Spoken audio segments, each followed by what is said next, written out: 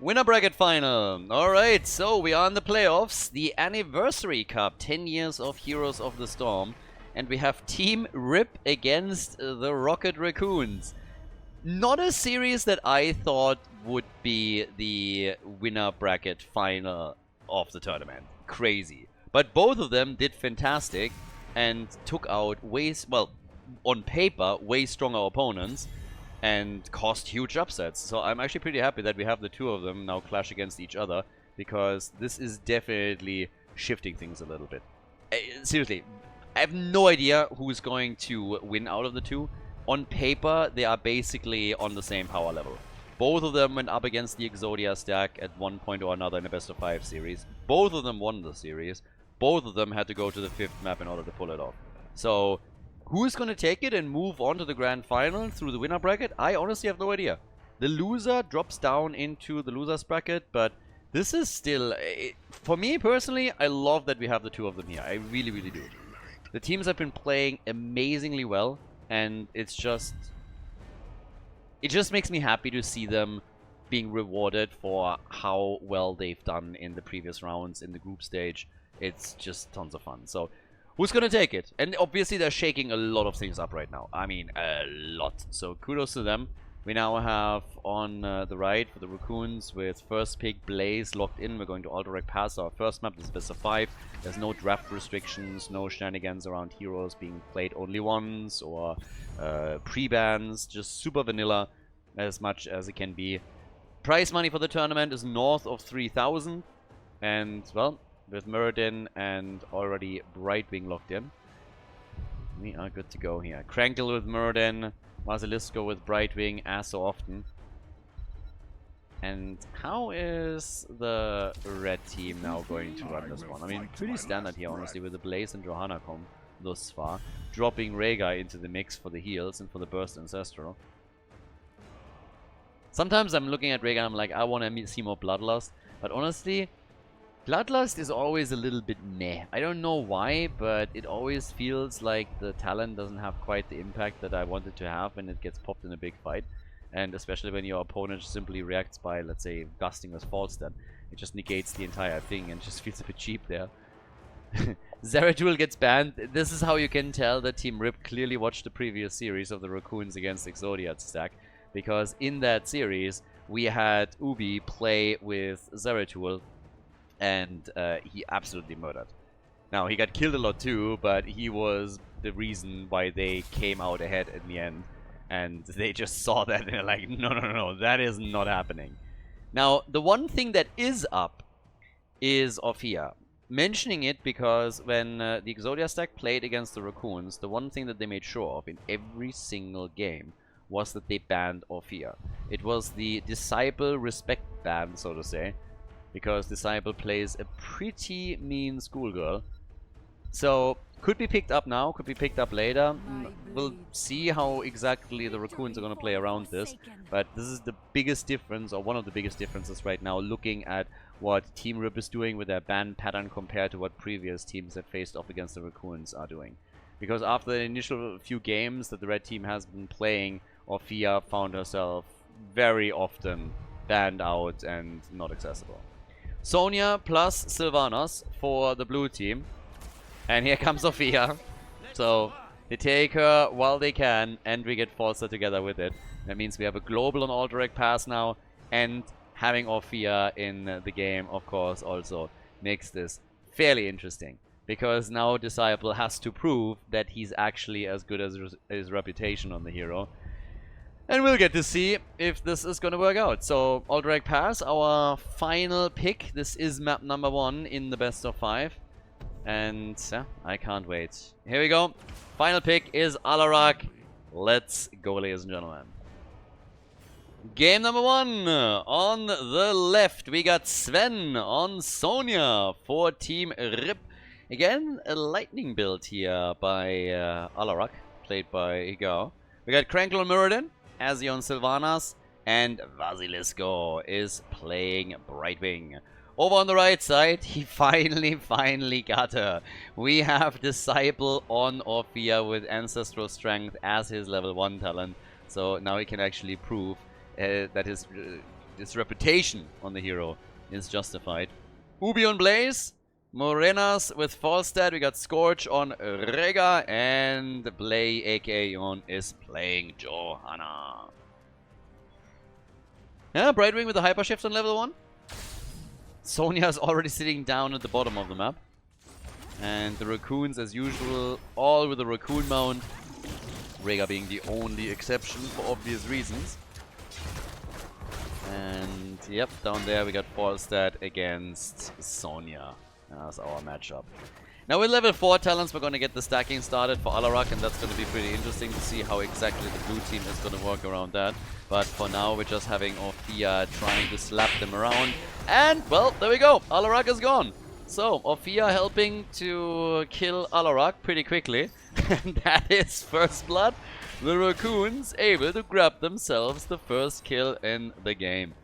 Up at the top, Ubi is currently sitting tight here for the XP. Muradin is moving in. Good luck with the wave kill, my friend. Little dwarf is attempting to hammer away as a few of the minions. Most that he can do is eat the damage, and that's about it. And YOLO a couple of zoning storm bolts out. But, yep, quick kill against Alarak. I gotta say, the Raccoons, I expect quite a few things from them. That should be a pretty cool series. It's been a while that I've been going into a game and I have absolutely no idea how it will go. Like, none whatsoever. Normally, there is, of course, at least a core team that oftentimes stays the same, going from one season into the next. And you have a bit of an idea of the power levels. Sometimes a new team that forms doesn't quite live up to the expectations. You have big names, but maybe they don't sync properly. Maybe there's other issues. We've been talking about the Stack of Doom, for example, a bit in that context. But generally, you go in and you think, okay, this team, for this and that reason, probably has the lead. They go in as the favorites. In this series, I have absolutely no clue.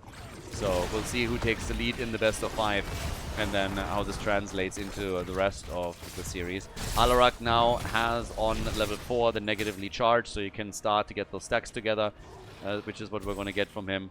And of course, with that, then the added damage as all of this continues. So over time, he's going to be able to really put the hurt in, especially if he also has his sadism stacks together and doesn't get killed a lot. The earlier kill, I'll let that slide. He didn't have any sadism in the first place. But now they're starting to go for Orphea again. That's probably going to be the game for Muradin. It seems like he's pretty much trying to do what Breeze oftentimes did to Chromie. That's a kill, by the way. Counter kill on Alarak, though. So, yeah. And they lose Sylvanas as well. And they lose Brightwing. The revenge came swiftly. That didn't last long. They were pretty happy that they were able to take Orphea out. And then a second later, they lose 3 heroes in the process. So, not really a big W or anything. Down at the bottom of the map, Falstad now pushing Sven a little bit back out. But the lead and experience clearly going to the Coons at this point. Brawls are nice for Team Rip in the sense that Alarak can get some stacks in. But you, of course, need a bit more than that. But Alarak is working it. So Alarak is currently working this. And again, it's going to be the late game that he's interested in the most. But 4 kills to 1, given early level 7 talent now to the Raccoons. So they have the advantage there. Orphea with the Mind Devourer now on level 7. And Rega went straight in for the Purification.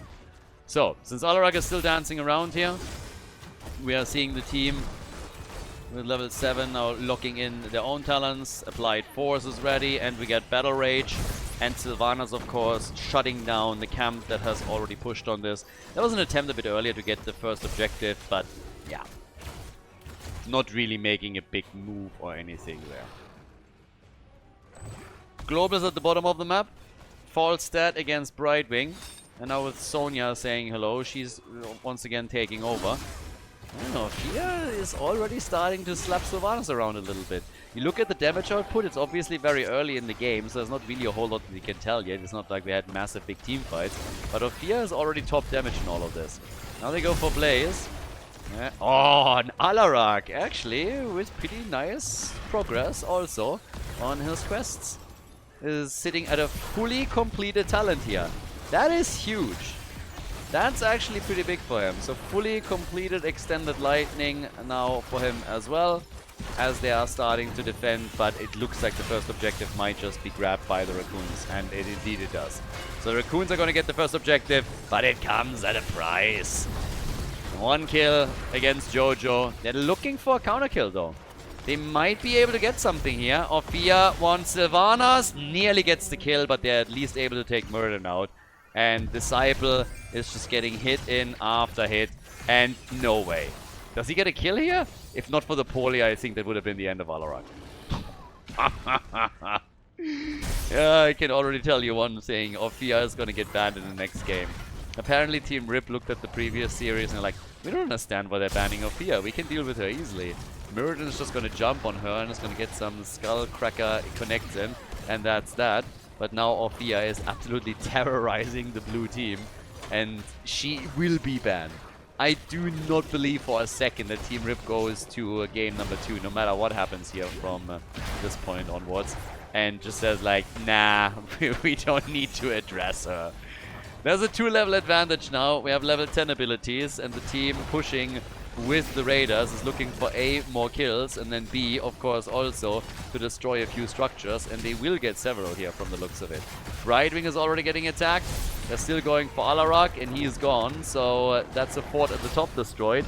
We have the fort at the bottom of the map about to be taken out too. And I don't know what to tell you here, but the raccoons are absolutely destroying. These guys are crushing. They're going through that early game like hot butter through cheese, just totally melting the blue team away. Who finally have level 10 abilities. So now, at least theoretically, they can start to fight back a bit. Wrath of the Berserker, Blink Heal, we got Counter Strike and Wailing Arrow. With Muradin apparently thinking about potentially going for Playmaker. Okay, thank God. Avatar it is. Avatar is the name of the game for now. But I would say that the blue team is a bit shocked here. They're definitely looking at it like, well, this is not really playing out the way that we intended it to. Alarak is going to be trying to get his stacks together. Sadism, he's sitting at 90. There's the quick play into the wall with a Gust, but there's no follow-ups that would really be tangible in any way, shape, or form. So they get a kill. Not really a big kill opportunity either. More of a defensive play than anything else. But 7 kills to 2 is telling you all that you need to know for now. Level 13 talents will be ready in a second as well, of course. Here comes the play once again for Alarak. Condemn is already in. And they didn't get enough out of it. But the bunker is now on the ground. Ophia. Damage, damage, damage. Where's she at now? Ophia's at 32,000 damage. Compare that to the rest of the damage dealers here. Falstad, to be fair, is at 25,000. Still, that's a 7k difference. That's pretty big at this point in time. And then you look at Alarak, who's top damage for the blue team already, and he's just sitting at a measly 20k. So, there's nowhere near. Now, Alarak can, of course, scale mega nicely into the late game. That's an advantage that he is going to have as this continues. But the red team is pinned down. The next objective is up, and the red team is essentially pinned down here. The only hero that hasn't died yet on their side is Sonya. And that's basically because she's so ugly that the red team didn't want to go anywhere near her. And if you don't think that's true, just look at that portrait. Right there at the top or down here at the bottom. It's not really like... Oh, yeah. No. That's a face that only a mother can love. Or it's Eminem with a wig, with an orange wig. Like, either way, you decide. So, they stayed away from Sonya for one reason or another. I personally like my theory, you might have another. But either way, she's the only one that made it. And now we have level 13 talents kicking in for both sides. But already we have progress on the objective for the Raccoons. So, they're already sitting right there. Azzy is down, that Sylvana's gone. And, yep, this is trouble brewing. Heroes lost as your objective goes for the... as your opponent goes for the objective. Sonya is now dead as well. So apparently she was a little bit too handsy and then they have to deal with her after all. So that's the first death on her. Jet Propulsion connects with Muradin. But that's another objective. That's another set of raiders. They might get... Nope, they're not getting placed. Falstad was, by the way, just sitting at the top half the time and pushing this out a bit further, doing a bit more damage and getting the minions in, getting experience for the team too, which now means that they have level 16 talents. So, yeah, there's that. But there we go. Guys, this is a 2-level lead now with a talent advantage. And we're 10 minutes in. Yeah. Alarak on 25 stacks for his level 4. 110 sadism now. He is easily top damage for his team. But they are struggling massively here. Falstad is still at the top. They're breaking through the walls mega easily. And this is starting to become a massive problem for Team Rip. They're losing damage or hit points on those keeps. It might not be a lot, and I don't think they're going to lose an entire keep just now. But this is still a ton for 11-minute game. I mean, again, 11 minutes. The forts are gone. The keeps are exposed on all the lanes. Radar is still doing damage at the bottom of the map. And they have a 2-level advantage easily. So this is getting nasty. I mean, really nasty. And there's the gust into the corner. They try to go for Muradin. And Ophia is just slapping away. Time and time again. Ancestral needed though. Yeah, she's still fine. Okay, they're trying to make a move for Muradin. It really feels like they're just going to disengage here. It doesn't really look like anybody is going to commit massively to that battle. At least it gave Alarak a few more stacks. The more that he gets, the bigger the chances of the blue team to actually make a comeback in the later stages of the game. So right now we have level 16 talents coming in soon. This is a good news for Team Red. Once they have level 16 talents, they can at least fight a few battles on eye level with the opponent's team. So far that hasn't really happened a whole lot in the series. We have now 50,000 damage from Ophia. It's just insane. 100% Ophia is going to be banned. Can you imagine for just a moment that we're going to go into the next series and Team Rip does not ban Ophia? Yeah, me neither. Do not tell me he gusts and takes it. No way. Nice try, dude. Nice try.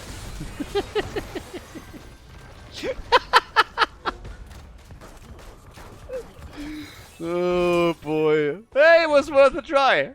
A for effort. A for effort. Yeah, it's not too bad. Like, honestly, why not? Why not? You're already ahead. Just give it a shot. I like it. He tried. It didn't work out. Still. Oh, God. So, just for the audience, I feel this was fan service. This was clearly fan service. And this is, by the way, is the first keep that gets destroyed here. So, but imagine if he pulls it off. If he pulls it off, then he's a god. He's an absolute god. And I can say like, yeah, we're still close. Nearly had it. Oh, by the way, that's even more damage there. Oh boy, they really, really, really need to start to deal with some of the stuff. Now, it's not going to be a whole lot of damage on the fort, but it will still be some. Now, with Falstad back, they can actually fight for the objective now. And they should. Interestingly enough, they are prioritizing the camp. Okay, they're just finishing this. But here comes Ophia, says hello to Alarak, who's immediately hating this. And Muradin is down. Muradin just disappears. Falstad is flying in. Tries to go for Brightwing, I guess. Gusts away part of the team. And now they are looking for the kill on Sylvanas. And, well, she's down. Gets lasered into the ground. And, well, that's the end of Sven. So, all of a sudden, we're looking at 12 kills to 3. We have, as you already guessed, level 20 talents. And, yeah, they can easily go for either core. Maybe at this point, the keep is the better option. Core was pretty damaged earlier. But right now, you can definitely destroy a keep. Or do a serious amount of damage here. They have already one null camp in the middle. Now they took the second one. And, yeah, that's the second keep destroyed. Which means that 2 of the armor shields on the core are gone. And they are continuing right away towards the boss. They say, like, we have enough pressure through the middle. 2 armor shields are gone. No problem taking this one out. And that is a 15-minute game as the Raccoons take down Team Rip in game number 1 of this best of 5 series. Nicely done. Big lead, big plays. And congratulations to the red team for the first map win. Before we head into game number 2, make sure that you subscribe to the channel if you haven't done it yet so you don't miss out on any future content here on Khaldor TV. Tomb of the Spider Queen, game number 2. The Raccoons are ahead, everybody. So they were able to take Aldrich Pass and claim victory. And I think there have to be consequences. In my personal opinion, one of the consequences has to be that Ophia is going to get banned. I would be shocked if she makes it out. They banned Junkrat first, now that we're going on Tomb of the Spider Queen. But, well, let's see on what exactly the blue team has up their sleeves now. Because this was a pretty clean victory for the Raccoons. There was maybe that little false stat moment where he was trying to gust, but it was still worth it. Just like as a showcase scenario, it was absolutely fine. Now we're looking at a ban on Dehaka, so both of the side laners, or 2 side laners, are now banned out. And I just want to see what's going on with the next ban here. Because maybe they ban Garrosh! Ophia is up again, so apparently they thought, okay, she's not the problem. Or they're just saying, well, we don't really care. We will ban her on the 3rd position, and we don't think that the Raccoons are prioritizing her enough to be a thing here.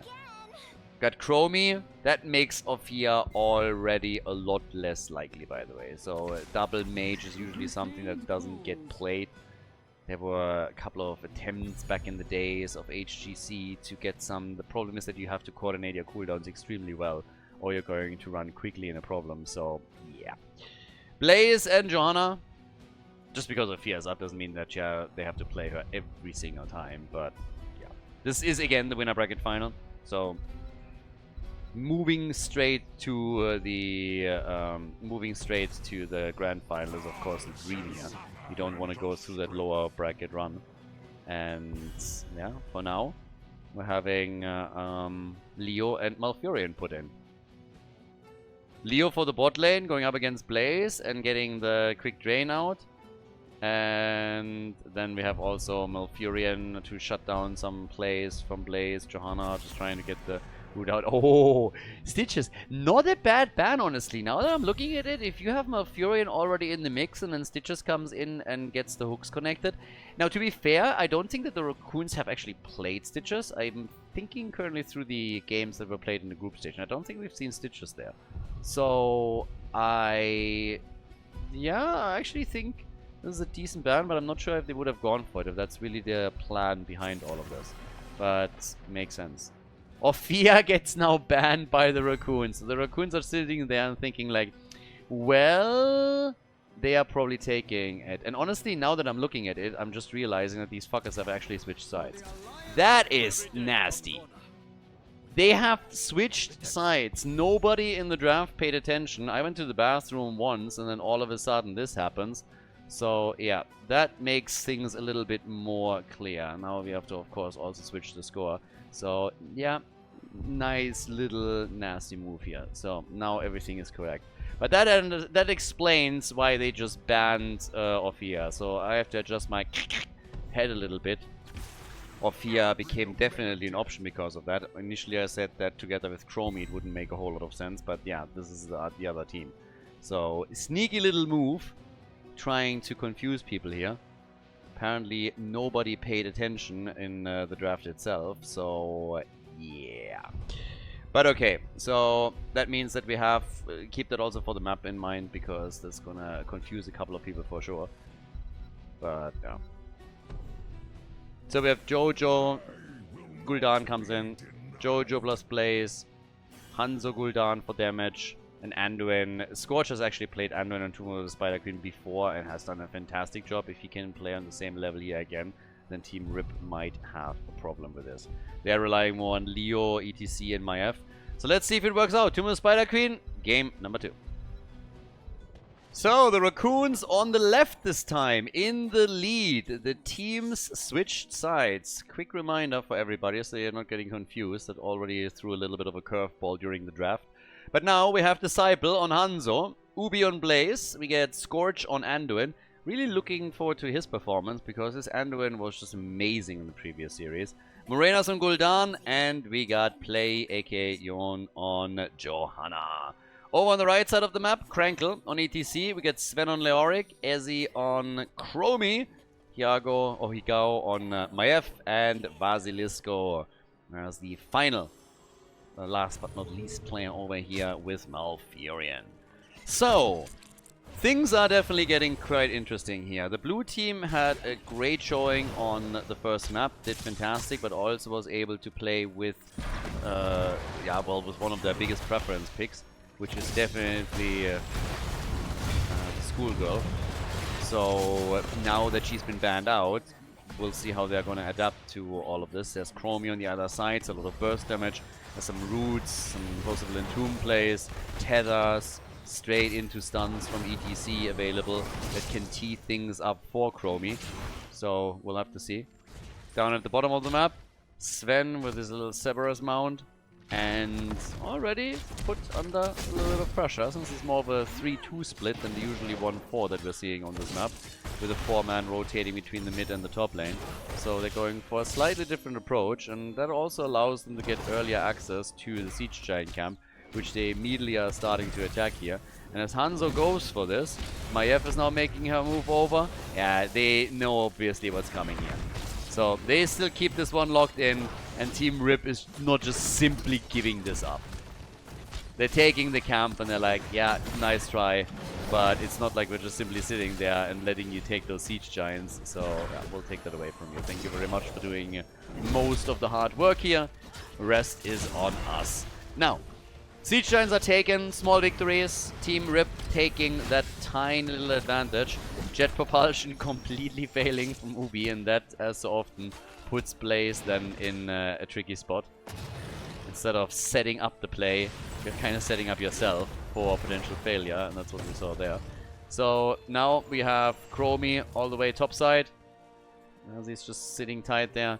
We got over on the right, still the next Bruiser camp about to be claimed. And the blue team is, of course, doing the same thing.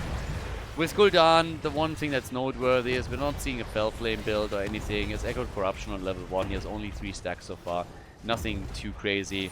Hanzo with the explosive arrows after target practice. And for Leo...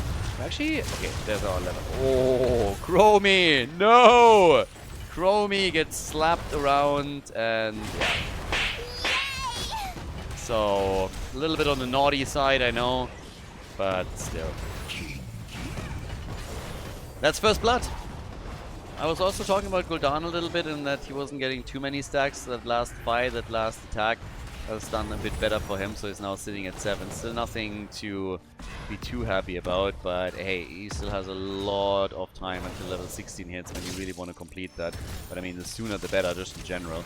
Always talking about the synergy between the two talents, but obviously the sooner you complete it, the better you're off. It's just you want to unleash the full potential of the build. They go for Chromie again, and they kill her again. Anduin dies too. It seems like, oh, yep, that's the end of Morena's. So Gul'dan is gone. It's a bloodbath. I mean, damn. And lots of gems now lost too. So this is actually really good for Team Rip.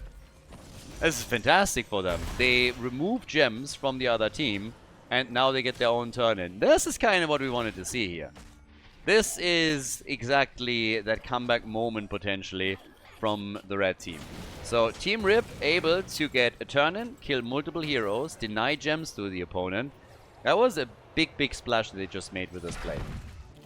And this all led with just an exchanging kills as Chromie dies, and so did Anduin. But now this brought us to a point where it's a very different situation in all of this. Now, how much damage can they do with that push?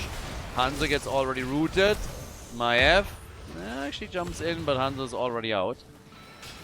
Gul'dan is dealing with the top lane first, so he is going to take the Web Weaver out there, whereas most of the aggression focuses on the middle, as they are, yeah, trying to get another kill here. And can they? Anduin is still alive. Good for him. Ah, the Crybaby survives. Nice. I actually thought he was a goner. Play on Jojo holds most of the gems of the blue team now. They have a turn-in available. Yeah, but not if you're starting to face check pushes too hard. The defense was strong, by the way. Some of the walls are opened up, but they didn't lose any forts, so that's the good news. If you start losing forts at that point in time, then you know you're going to be in a tricky spot throughout the game. That's way too early. They try to go for Chromie again. They just miss it. This could have been a kill for them. So ETC wants to interrupt and gets that chance, but also eats a bit of damage as a result. Still totally fine though. So they're trying to turn in at multiple points. It's essentially Blaze and Johanna that have to get rid of their gems in order to get the Web Weavers. Khaldor is at 14 stacks now. And Blaze is at... oh yeah, not a lot of hit points. But another problem for the blue team up at the top, because Khaldor is now gone. So it really seems that Team Rip is in a much better spot now all of a sudden. They're sneaking ahead in experience. Both teams in level 9, but the level 10 talent is now kicking in. 4 kills to 2 is not bad either. Yeah, they still are able to make it out here. Some of the gems have at least been turned in. Stage dive for ETC. But it's a pretty interesting situation right now. Last game, the Raccoons were dominant. Now, very different situation, but again, all of this played out before we had level 10. Hanzo! Saved too late. There's a Horrify at least. And can they get a kill? Morenas? Nope, gets hit by Chromie, and that's another double kill. It's a triple. They're losing Anduin as well. So yeah, they are getting farmed right now. This is the exact opposite of what we saw on the last map. This is a bit crazy. The blue team has Web Weavers coming down, but even without the Web Weavers, this fort in the middle is essentially falling. So yeah, this is a huge issue now for the Raccoons. Fantastic starting map. I mean, again, Aldrich Pass was amazing for them. They finished it in 15 minutes, which is pretty big. But they're not making any splashes in game number 2. I mean, none whatsoever. So right now, what we get instead is the blue team with Web Weavers as they are down in numbers. So they got that turn in, but they are easily taken out. Red team was just in too good of a position as that happened. With 3 heroes falling, I mean, what are you going to do here? Now the Web Weaver's out, the fort destroyed in the middle. And this is all happening, with ease. The defense was mega easy for them. 3 heroes were dead just as it started. And by now we have enough gems for another turn in for Team Rip. And if they turn in now, that would basically give the red team a chance to take a few more of those forts out. Yeah, and they can easily turn... well, actually, I was waiting for him to turn those in. Maiev didn't. I mean, we have the vision. We know that nobody's waiting in the bush. Maiev did not know that, so I wanted to play it maybe a bit safer. Now Sven is around to help out. He was busy at the bottom of the map getting the siege giants for the team. But that's another Web Weaver wave. So, this is getting tricky. Right now, we have level 13 as a talent advantage. For Team Rip, we have Web Weavers, and they have a really good shot at taking a few more of the forts out. Can the Raccoons recover? I mean, they're closing in on 13 themselves, so that would be the first step, I suppose. It's going to make their defense a lot easier. But here comes ETC straight into the back line. Horrify gets used. Yeah, blessed shield, and bye-bye. ETC is gone, so is Chromie. Jet propulsion double stun. Leo is dead too. It's a triple. Tons of gems are lost, and now we're looking potentially at a quad kill. There's the stun, and that's so much for me asking a question if they can recover from this. I would say yes. I think they can. I think it's possible. There's an outside chance that they somehow make it work. And yeah, they shut down the Web Weaver wave. Still no fort killed with Web Weavers. The only one that was taken out was through those team fights in the middle. So, yeah, there's an opportunity to get the turn in for yourself. But this is wild. This is absolutely wild. Now, down at the bottom of the map, they're already doing their thing. Ubi is currently sitting here. Sven That's a 1 versus 1 up at the top. Morenas on the move back out and survives as Chromie was hoping to drop him. Okay, in comes the disc, but they miss out on this one. Now, the blue team needs to really turn some of their gems in. It's not even just about getting the turn in, which of course they want to do too, but just secure at least some of them. You have 85 that you're currently holding here. You definitely want to at least get a couple. Leo with the Entomb, stage dive into the back. They're immediately retreating, not giving them any leeway there. And Anduin is ready to also pull Jojo back in, make sure that she's not all of a sudden isolated by the red team. So, despite all of the stuff that just happened a couple of seconds ago, we now all of a sudden have Team Rip in a situation where they are again leading the charge here. And they are pushing. They don't have a talent advantage, but it doesn't really matter. They go for Gul'dan and they take him out. So, we had 4 kills by the Raccoons, and they didn't really amount to anything. Some gems have finally now been turned in by the blue team, so I guess that's silver lining. But they need to turn in a few more, and now the boss is getting attacked. And will likely be taken with Gul'dan down for another 17 seconds. So I guess what we're gonna have at the end of the day is most likely gonna be a trade in boss versus webweaver defense. I say that, but ETC is still interrupting and is trying to slow things down so that the red team has a good shot here at getting the boss and then making the moves. But, yeah. Let's see. By now, we have the topside push. Boss is in. Morenas needs to deal with it somehow. And ETC diving in again. Stage dive. They go for Jojo. And she's gone. So is Anduin. I mean, at this point, it really feels like it's going to be tricky to recover from the Raccoons. That 4-hero kill fight thingy earlier was nice, but now you lose way too many of your gems.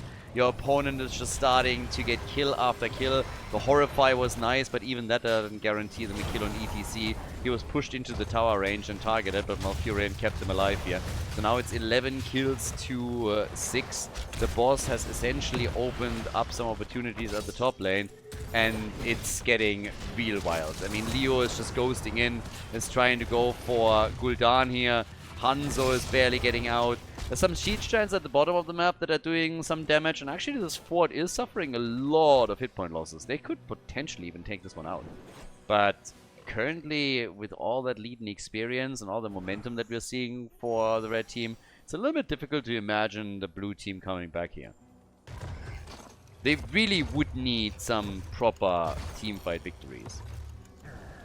And one of the problems is just their gem count. They lost too many. They have a shot at another turn-in still, which is really good news for them. But they need those webweavers and they need to take some structures down. They have lost all of their forts and they haven't destroyed a single one on the red team side. So, yeah, gotta do something here. 11 kills to 6. Once again, we have the team moving in with another disc. Jojo gets hit. Leo ready for the next Entomb. Slowing Sands available as well. With 16, Anduin has the double pull. Quest for Gul'dan not completed, but he has the level 16 synergy. And there again, retreating here. They get Hanzo's arrow out. Horrify gets used, and it's just not good enough. It doesn't connect properly. She doesn't get pushed into the team, so once more the blue team is on the run, and the red team is chasing. Sven with 24 gems should probably not go too deep. That's a lot of gems that he's holding. But yeah, it doesn't really change too much. There are enough gems now for the red team to get a turn into. That's a bigger problem. They've been waiting the entire time with minion wave after minion wave to get the amount of gems that they need in order to make some moves here, and now they have them. But yeah. Play for Hanzo, and he's getting tethered. I think he's dead. 25 gems. Can they still get him?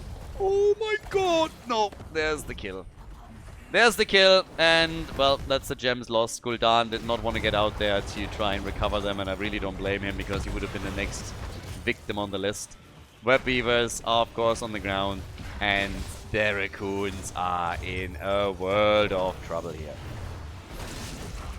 They might lose the game here, actually, depending on how this goes.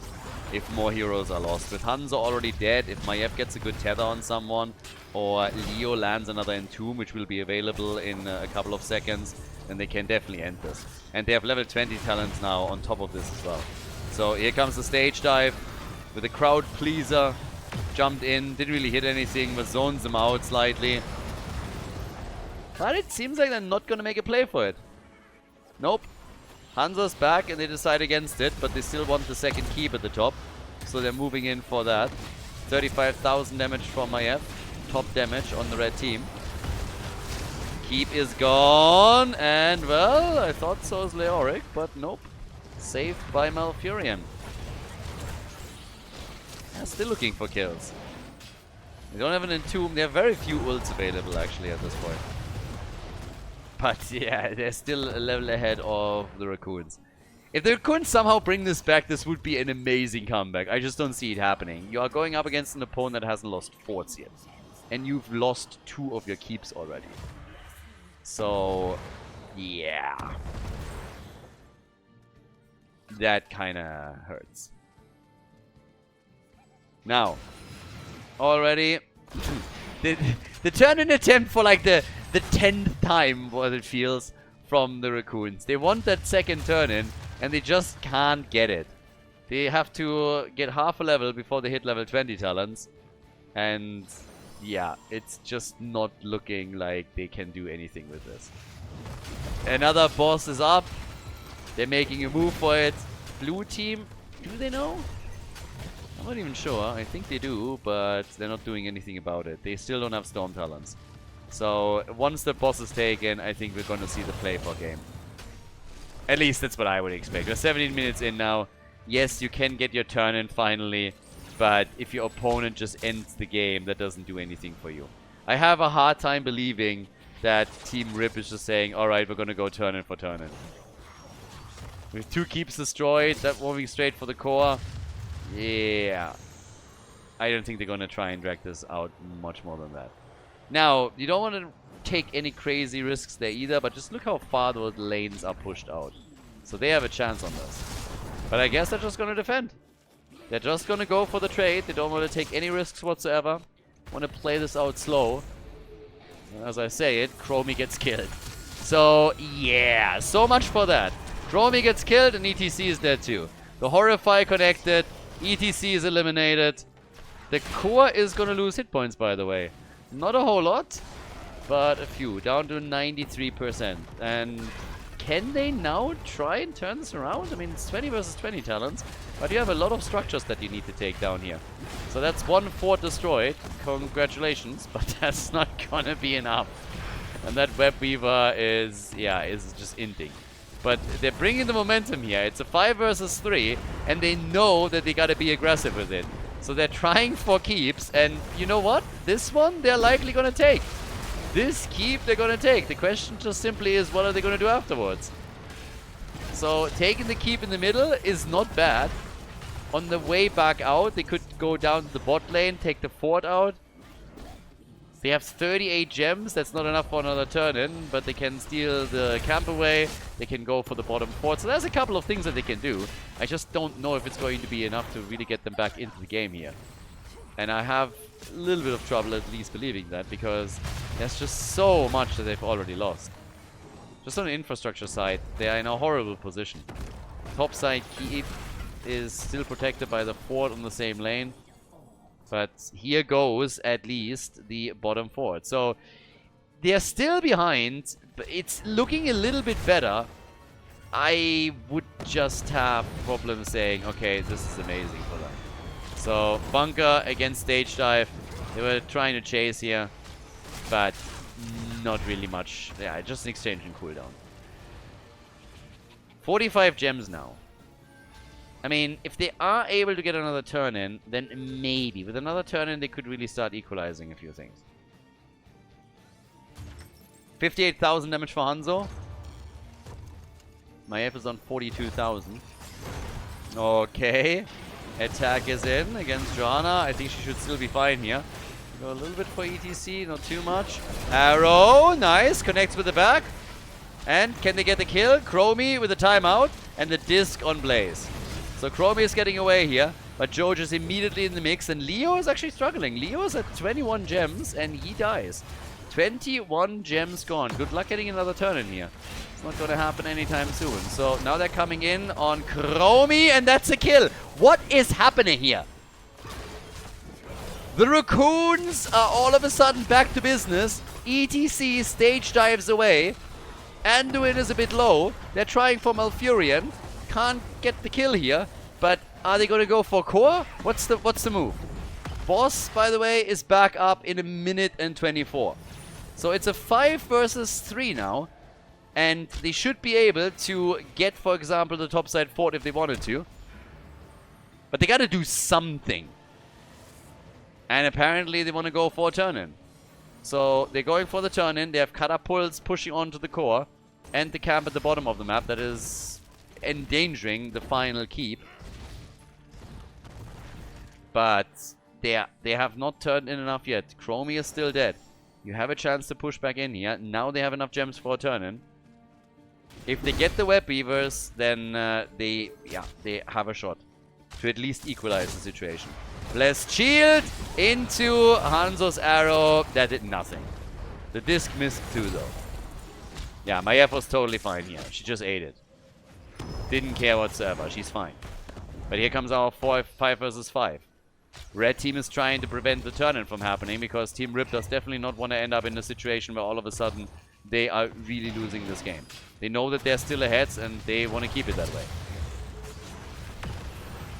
Lots of pressure, especially at the top lane. That fort has not been destroyed. So, yeah. Still no turn-in.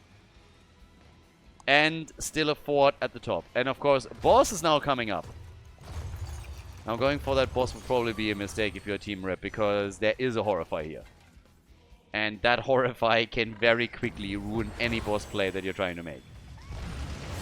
Blaze says hi. And is about to say bye. Maybe we can hold it a bit longer. There's the stage dive. Oh boy, that's bad news. But the red team is all of a sudden losing hit points massively on ETC.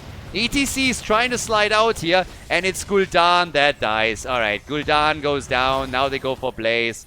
This was... It was tricky for a second. But now they are going to be the ones that can likely go for boss and then go for game. Alright, this should actually be it. Team Rip with a big play here. Now they can make some big moves. That was an important double kill. The last few fights haven't really gone all that well for them. But this one, yeah, this one definitely seals it. Because there is a turn-in. I mean, I really hope that it's not just defense against defense. With the boss going for the core, this is the moment to end the game here. Blue team gets their web beavers finally, but it's way too late. This honestly was something, if it happened earlier, then I think the Raccoons might have been able to get back into the game. But not like this. So, as is, Core is losing shields before the boss even arrives. 3-man defense is not going to be enough here. And, yep, with this, we're going to have a tie in the series. This is definitely going to be a 1-1 point on the board for Team Rip. The boss just hammering away, and yeah, that's game. So, the Raccoons, they lose on Tomb of the Spider Queen. We have a tie in the best of 5 as we are heading straight for game number 3. GG.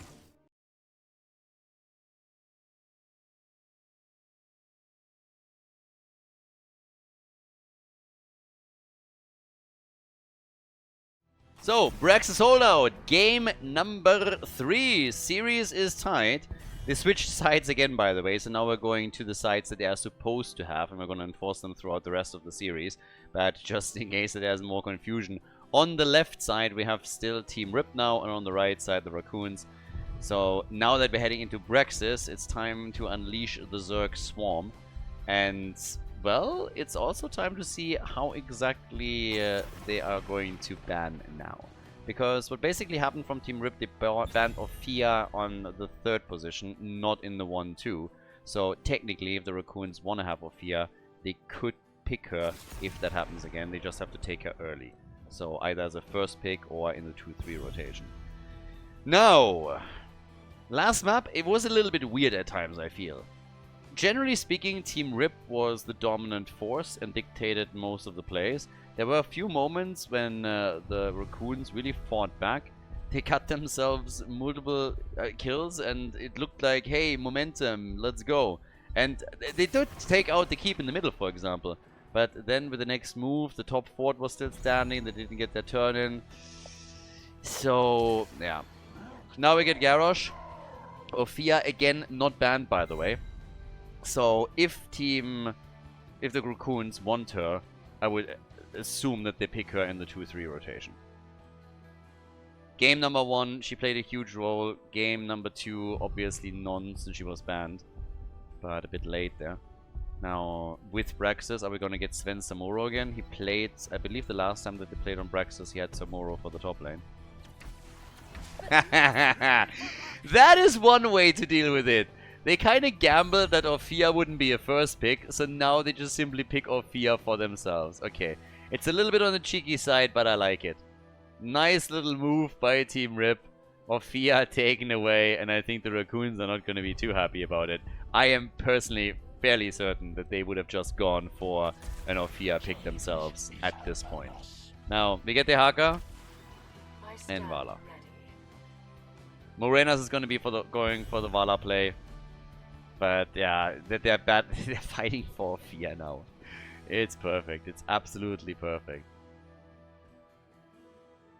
Highly likely that we're going to get auto attacks from Vala. They need wave clear though. Unless Vala all of a sudden decides that she wants to go for a multi-shot build, they need somebody that also gets more wave clear in. Because once those Zerg waves get unleashed, you need some actual damage. Zarya gets banned. You have Garrosh obviously on the side. So if they go for a Garrosh plus a Zarya, that would be a really nice and annoying combo to go up against and a fantastic 4-man at the bottom of the map.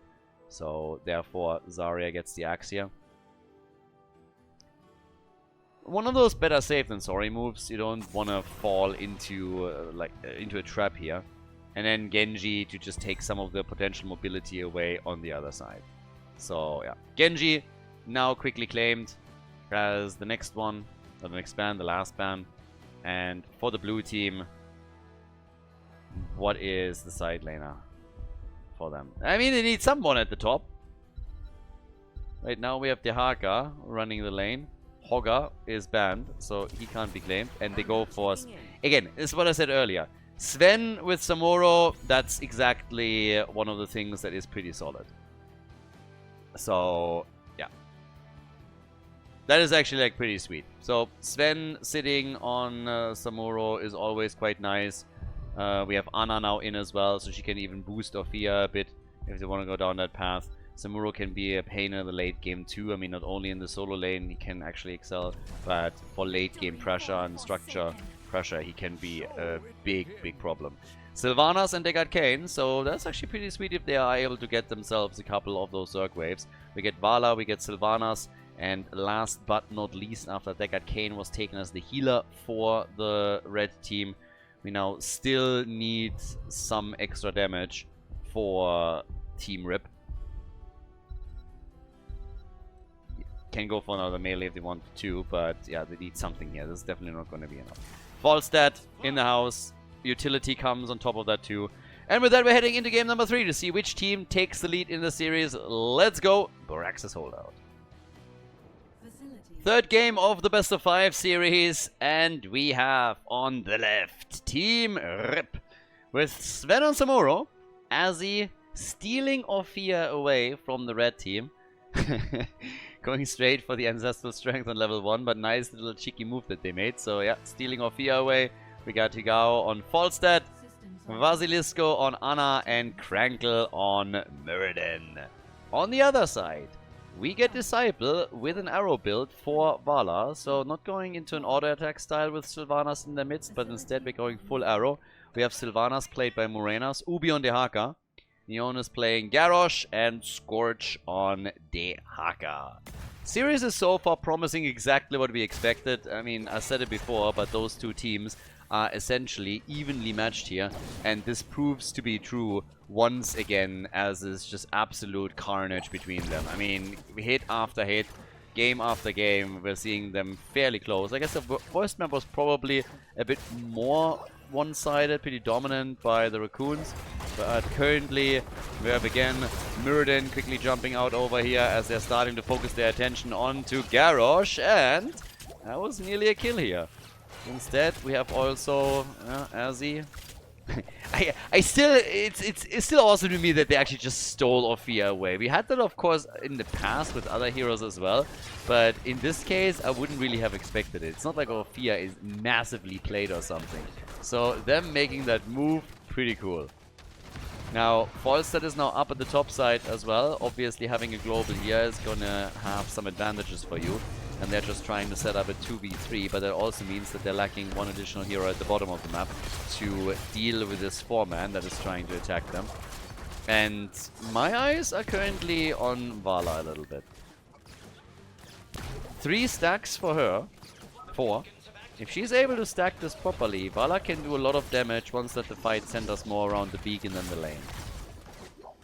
And that can add up very, very quickly. So, yep, they're already starting to take some of the towers out here. That's enormous pressure. And the problem is simply that Falstad wasn't there the entire time. Now, topside has obviously experienced a similar situation when it was a 2v1 against Sven on Samoro. Sorry, against the Haka. But now, Crankle gets attacked again, has to jump out. Arrows are hitting hard. Vala is sitting at 6. Sylvanas has to get out of here, though. Now that it's a 4 versus 4 again, that was a bit of a problem. 7 stacks already and don't even have the level 4 talent yet. So, I would argue that right now, things are actually going pretty okay. 8 stacks for Vala. She's looking solid here. Once that they're able to also refresh that arrow and the cooldown, if she's able to just tumble through things a little bit and get some extra hits in, doesn't have to pay attention to mana too much, then this would be a huge win. I mean, right now we got the repeating arrow, so yeah, we'll see how far she can go with this. But already locking in the 10. Storm Bolt by Crankle misses Sylvanas. Yeah, that kind of sucks. And Vala works in a few more hits, but they are losing Garrosh. Garrosh goes down, and Muradin, he made it, he gets out. That's actually beacon control. We had beacon control on both from the blue team for a short period of time, resulting in an 18% progress towards the full beacon and the Zerg wave. Yeah, but Vala now on 12 stacks, and honestly, she's at 12,000 damage already. That's pretty damn good. I think this is only going to continue for her. But first blood goes to Team Rip. They took out Garrosh, all they needed to do there.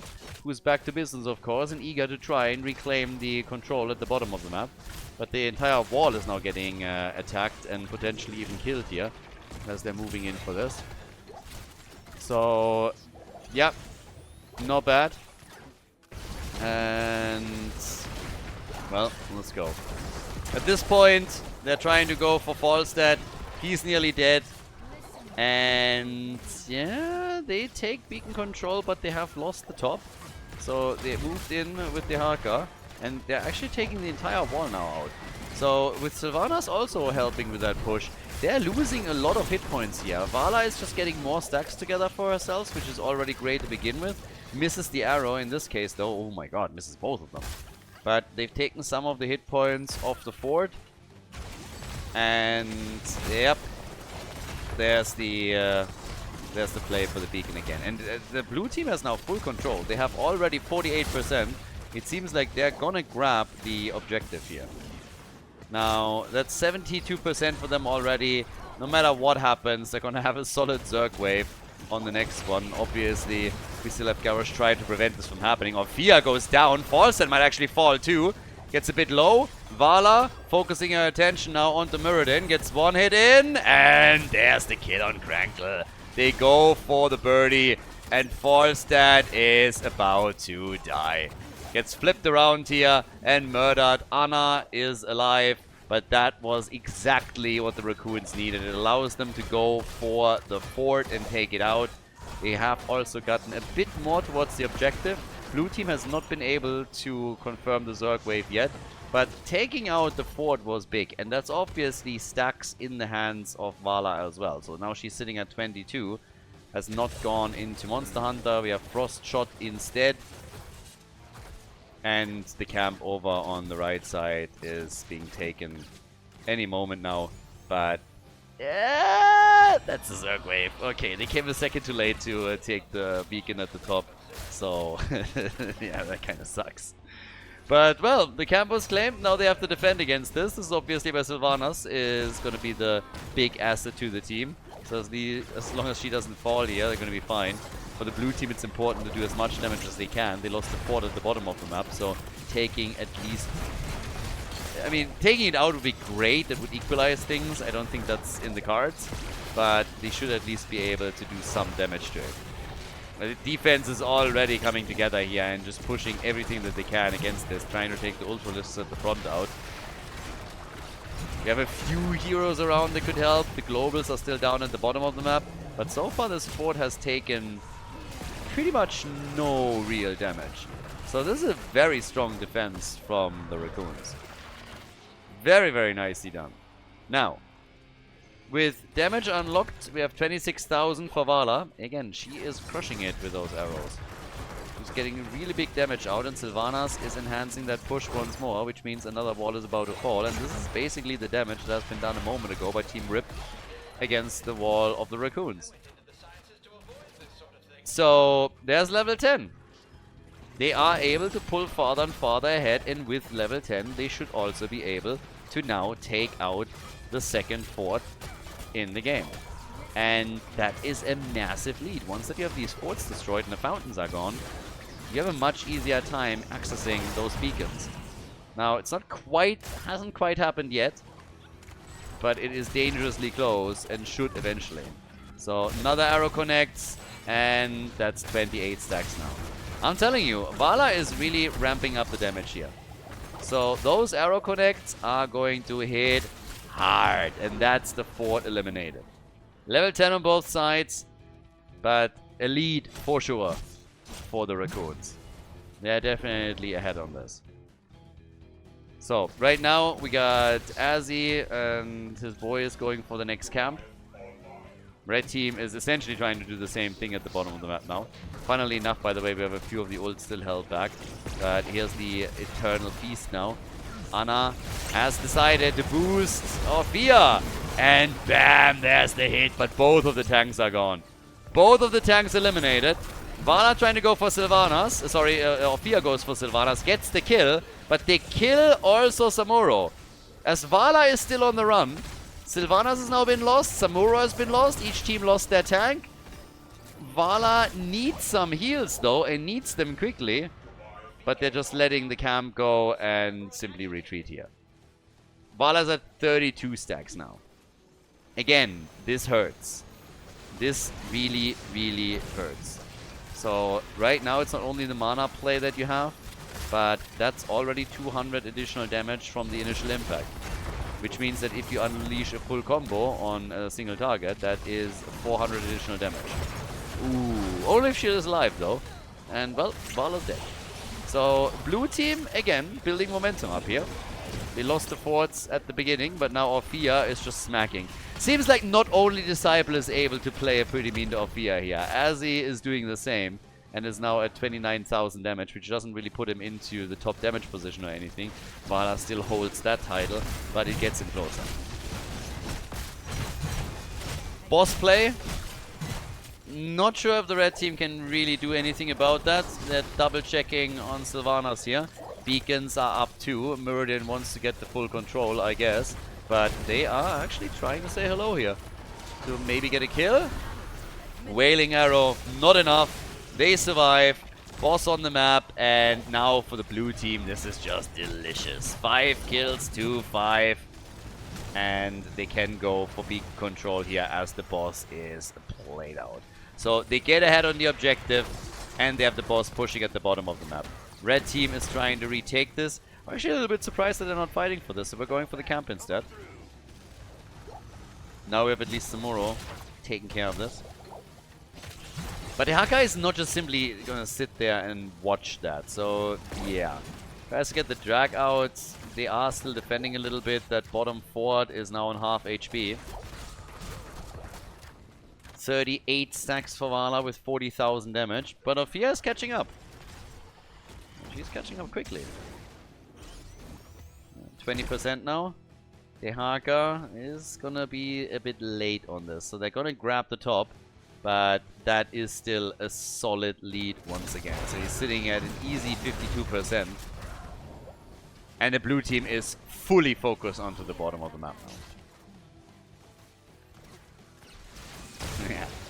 Vala, again, works those attacks. If she makes it to level 20 and gets Acrobat, oh, that's when the fun really starts. But she actually gets the kill. Comes in and takes out Orphea. Okay, and connects a few more arrows also with Muradin. So 60% for the blue team. But maybe if Muradin is actually sneaking in that beacon. They could sneak in the objective here. The fight, on the other hand, also still continuing. But yeah, Vala is now down here and is just dancing around. And 1, 2 quick arrows are coming in. Falstad is saying hello, and that is a dead Vala. Nice. They sniffed out the position for the hearth, and even though a few of the arrows still connected, not a problem for Muradin. He gets the assist from the rest of the team too. Red team is actually getting a bit of progress back, sitting at 42. It's not shabby actually, but they lose Garrosh. So 60 to 52%.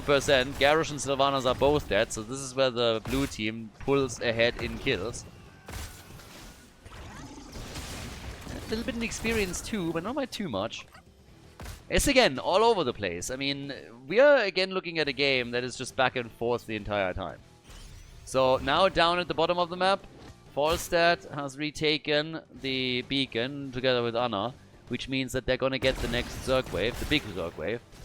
It's still going to be 52% for the red team. It's not a winner takes all. But yeah, they want Dehaka, and they get Dehaka. If they can get Vala as well, that would be amazing. There's a Skullcracker connect, but Deckard Cain saves the day. Falstad just simply gusts. It's like, I'm done with this. But now they have to decide how exactly they want to run the objective, because both of them are just going for keeps here. So it is an interesting game now. There were a couple of moments where the red team was massively ahead. Now all of a sudden we're having Team Rip build up more and more momentum. And again, one of the most important parts is of course that lead and experience, which will soon give them level 16. Muradin then again gets caught, so it's not like this is over by any means. And specifically the Sylvanas factor is a danger. If you win big team fights as... Oh, actually, Dehaka says hello, misses the tongue. Hits the isolation though. Isolation connects. I do not think that's going to be enough for them. Yeah. Vala with 52 stacks now. This is obviously the two questions that we simply have. So, question 1, can at any point Team Raccoons win a team fight that would allow Sylvanas to really leverage her abilities for the team? Could be also that you are winning a team fight, you take the boss, and then you use Sylvanas to go through structure. So there's a lot of tools that they can use in this case. And the next one is, how much of an impact is Vala's stacking going to have as we're progressing towards the late game? If this goes to level 20 and she gets Acrobat, that would be a big asset, obviously. We already have now Seething Hatred in. We have a lot of stacks on level 1, but could always be more. And they have plenty of stack opportunities. Sven makes it thanks to the Gust of Falstad. Yeah, and they are still pushing at the top a bit further. But this is really what it comes down to at the end of the day. Vala trying to hit the late game. Yeah, getting a lot of stacks together. And you can see a lot of the damage against Falstad. But then she gets absolutely crushed here. Kind of falling into the trap. And Orphea just obliterates her. Now Sylvanas is trying to get out. And she gets killed too. So that's 2 kills against the red team, and this is kind of following the trend of the last few minutes that we've seen here. 11 kills, 2-7, and of course with the boss being up, why wouldn't you go for it? 68,000 damage for Vala and 50,000 damage for Orphea. Each team, I mean both have now destroyed all of the forts. We're talking keeps from here now. So, all about the keeps from this point onwards. down at the bottom of the map. I mean, that's of course the beauty of having a global. Both teams have one, and that's good for Team Rip, because if they didn't have a global here as well, they would have some serious problems in these situations. But as it stands, they're still doing okay. So all of this is working out fine. The boss taken will push through the top lane, so that's the next problem. While you defend against the boss, the beacons are being taken, so it's all about the objective again. The Haka, Garrosh can maybe try and sneak in and make a move here, but somebody has to defend, and that's obviously going to be on the damage dealers. Boss is thankfully taken out before it can do any serious damage onto the top side keep, but it gives the blue team a bit of a head start. They're now sitting on 26%, and Falset is still pushing the bot lane out. The Haka will have to deal with this, so he's the obvious choice to try and rotate against Falstad and then make some moves there. But as it stands, we got now again a little fight with Stormbolt meeting a Garrosh, and well, that was a Sudoku move if I've ever seen one. Garrosh gets caught at the wrong side of the map by the wrong people, goes down, and the Haka will follow. Orphea is just slapping them one after another. So that is a bit of a disaster right now, because Team Rip is for sure in the driver's seat. If they get a big Zerg wave now, then this might even end the game. Muradin is not afraid of Sylvanas in the slightest. He's just like, hey, if you are all there is, then I don't care. And you look at experience, there's nearly a 2-level gap between the two teams, and we'll likely talk big Zerg wave plus level 20. Unless, of course, Muradin dies or Falstad dies, because they can't just simply take this too lightly. They're going up against 3, but there's 2 damage dealers, but there's the kill. So the staggered death against the Rocket Raccoons. They're also about to lose staggered Kane. Yeah, takes even longer to kill him. So once that he's gone, that's another 50 seconds that they're going to be at a numbers disadvantage. And this is just the dream right now. Garrosh comes in, but they're just feeding them kills right now. They're just feeding them kills, honestly. Garrosh is about to die again, so staggered death after staggered death. They're losing way too much and too quickly. So now with another 50 seconds before Garrosh is back, we have the topside push. And this is 100% going to eliminate the keep. And now that everybody else has died and we are basically looking at a 5-man team wipe, this should be game. I mean, how do you stop this? Team Rip is going to get the lead in this game now. They're going to be the ones to get themselves the 2-1 advantage, and it will be match point. The Raccoons go down in flames, and ladies and gentlemen, that's Praxis. Team Rip takes it, 2-1 lead against the Raccoons. GG.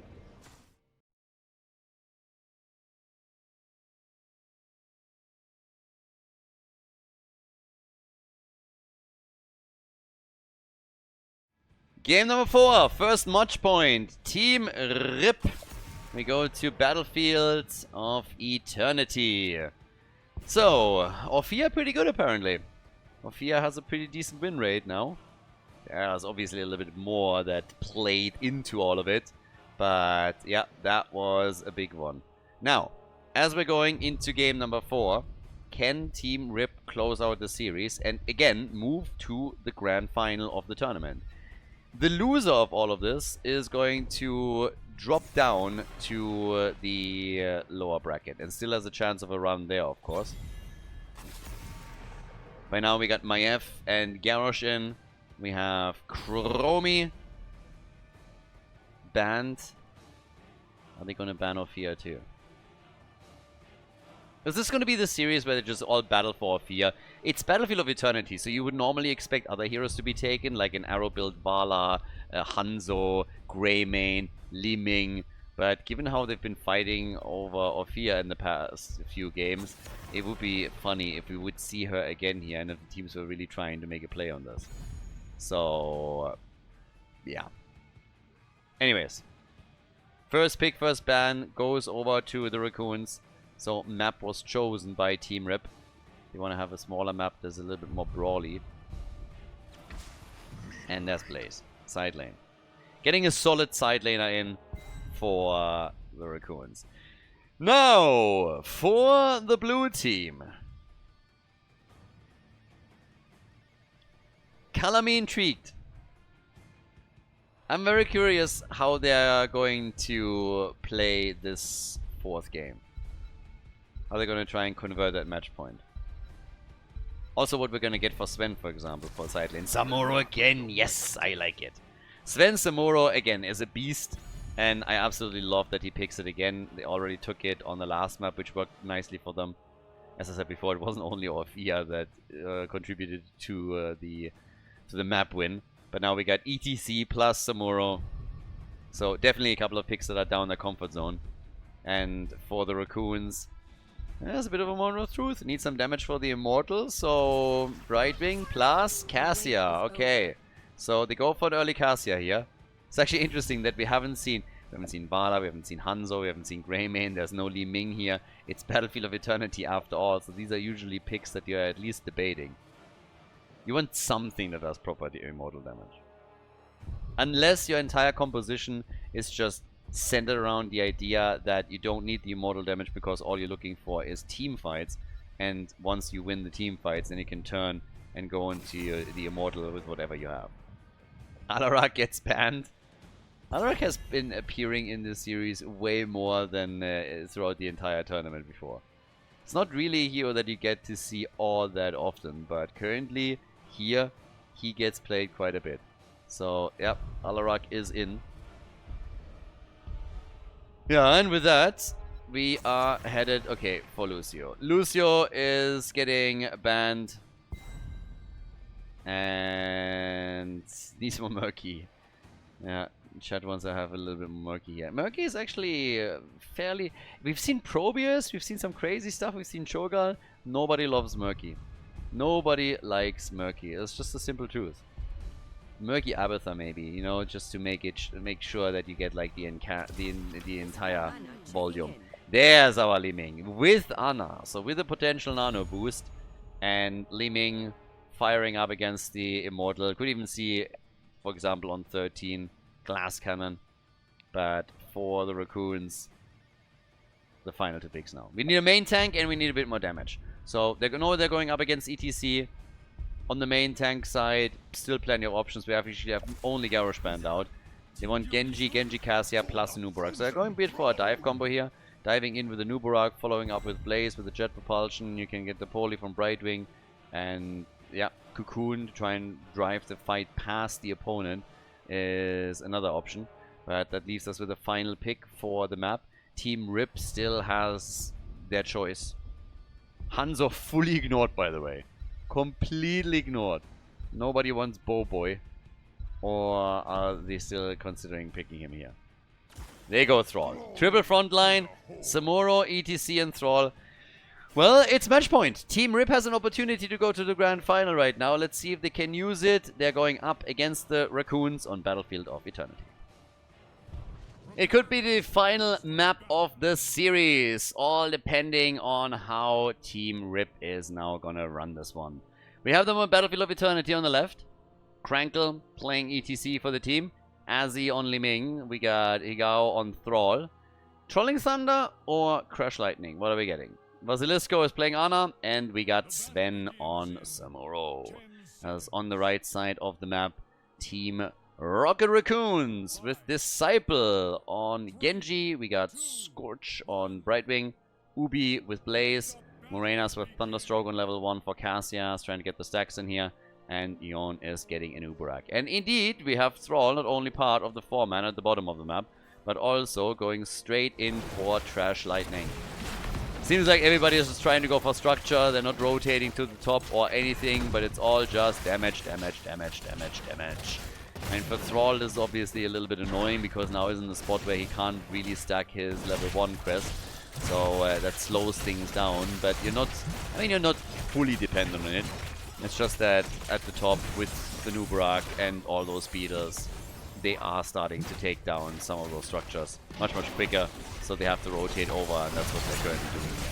Trying to get some kills, but it is actually... TC that is in trouble. Okay, well, so I thought, and then Genji dies. So that was a quick one. Genji goes down, blown to pieces, didn't see Thrall coming. That flank was a bit too much for him to handle. And Thrall is now also trying to, of course, get his stacks. But first blood in the hands of Team Rip. Yeah. Samuro down at the bottom of the map now. Obviously, as I said before, this has become the solo lane. 2 stacks for Thrall, but talking about stacks, we have also a pretty okay number of stacks on the side of Cassia. This early in the game, she's already sitting at 10. Thrall, with every single connect that he makes and every single stack that he gets, he is obviously gaining damage. The big thing is, though, if you complete the quest, that prioritization change is massive.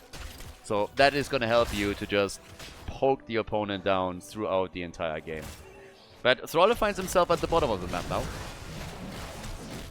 Yeah, and I mean, this 2-man split here is working through the mercenary camp that was taken earlier. It's actually kind of fluid how they're currently running those lanes. We have Blaze moving back down to the bottom of the map. At the top, it's a battle for the mercenary campers are trying to claim this. More stacks for Thrall, or well, more quest talents at least, as he's going also for his level 4 choice for the Frostwolf pack. So that's going to help him to also synergize with a potential level 16 talent. Depends a bit on what he wants to go for, but Alpha Wolf of course becomes an option. Or is anyways, but you get a little bit more synergy out of this. And with that, we now have also topside the next play being made here for the wall, as they're starting to take this one out as well. Again, everybody's just like trying to get a bit more damage in. We had a single kill against Genji, that's all. And by that account, the first objective is going to be a bit of a game changer. Well, a game changer in a sense that it's going to change the pace of the game a bit. One of the teams is going to walk away with the lead here, and we'll see who grabs it. So right now, still Samuro trying to get some damage in. Jet propulsion still missing though. He was already swapping out anyways. But yeah. This would have been a bit awkward if he gets hit and then maybe they can get a kill on Samuro. But as it stands, the camp is now taken, so the Shaman will be destroyed in a moment. Down at the bottom of the map, Blaze is attempting to do the same thing as Li Ming was assisting here. The blue team is losing some hit points as Genji is going for the Immortal, but they're not really making a move just yet. And Thrall is at 6 stacks now, so his damage is starting to ramp up slowly. But they want to go for Cassia, and well, even with the assist from Brightwing, that's a kill. Samuro is able to get his quest, Ana is dead too, so it's a trade in kills from the two teams. But Samuro is having a huge impact already, and we're mega early in the game. So that's a bit of an issue, because as we are approaching late game, Samuro will be even more of a problem. So if they are already struggling here, they will struggle even more later on. ETC, on the other hand, gets murdered. He got completely stun-locked into an Immortal stun. Nicely done by Nubarak. Both teams now on level 7, and it seems like the halftime show goes to the red team. So they are getting the halftime show victory. Fairly convincing too. Just moved in after the ETC kill. And I guess we're talking about limiting the damage again because they're just trying to raise it. Not doing anything too fancy here.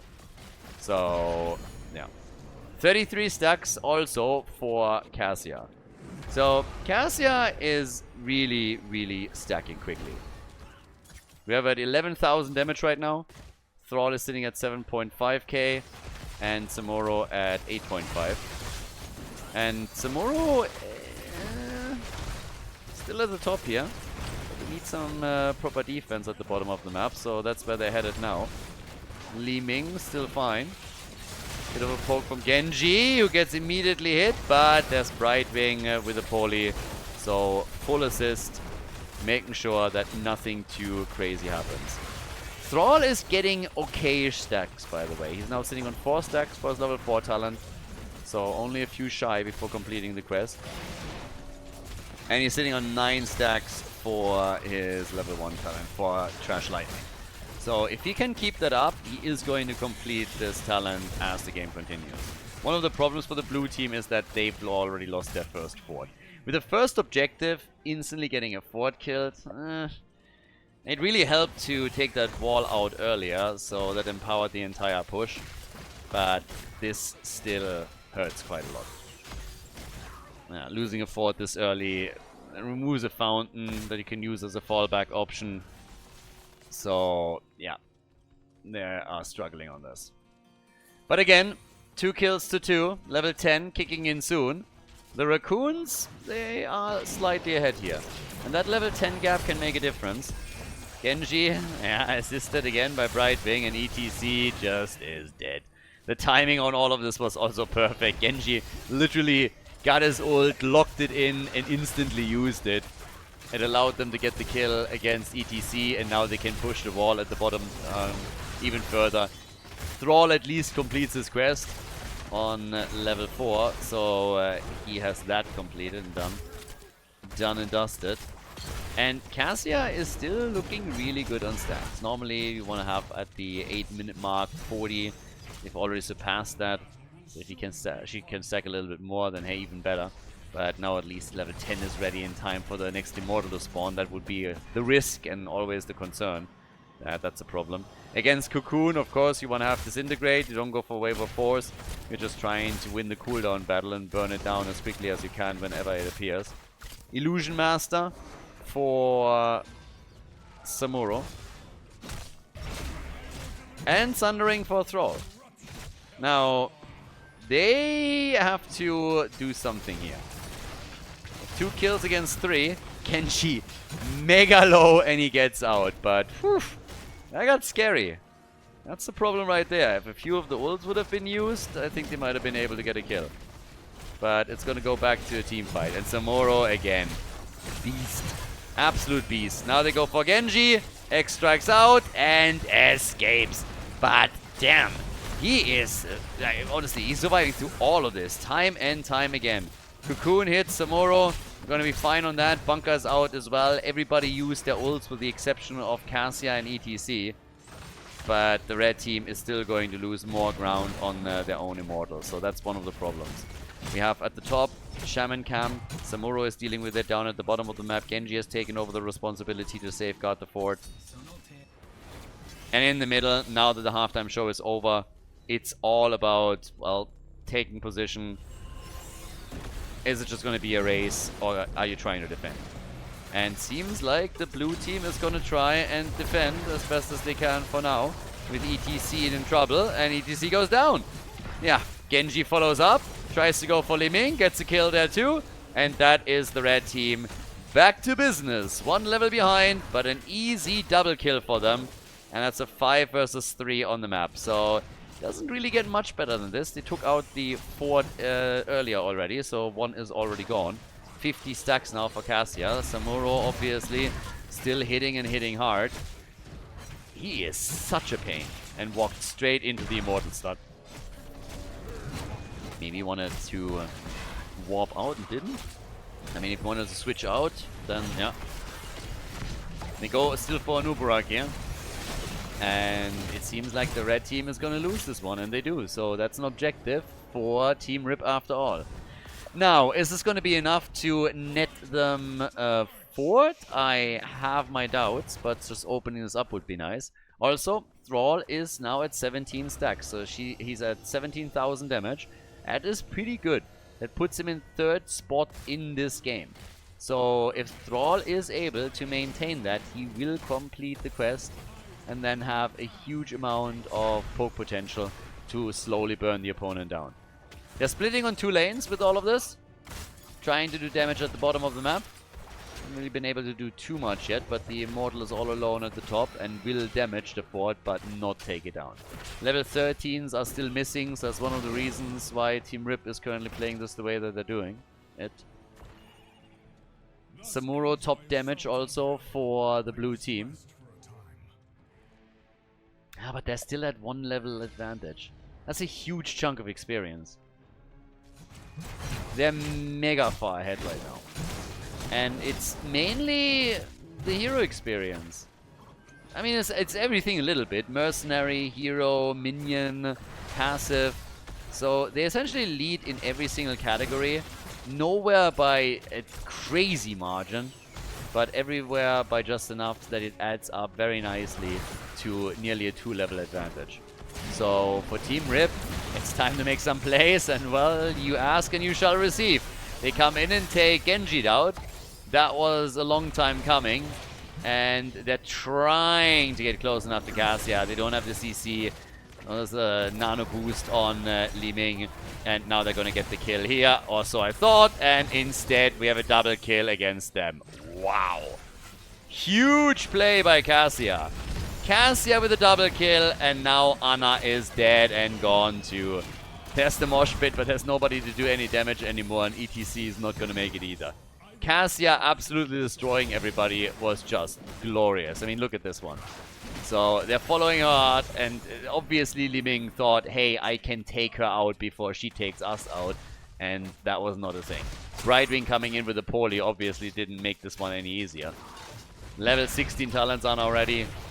That gives us the static electricity, and yeah, they're so far ahead now, it seems very, very likely that the next Immortal also goes to the Raccoons. I mean, this is a level 16 talent advantage, so how exactly do you approach that when you're Team Rip and you're just simply sitting at level 14?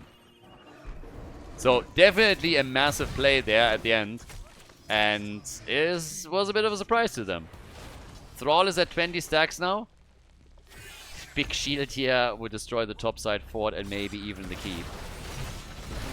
There's the slide, and I mean, they're looking for fights despite the fact that they don't have level 16 talents because they're fully aware that they need to do something.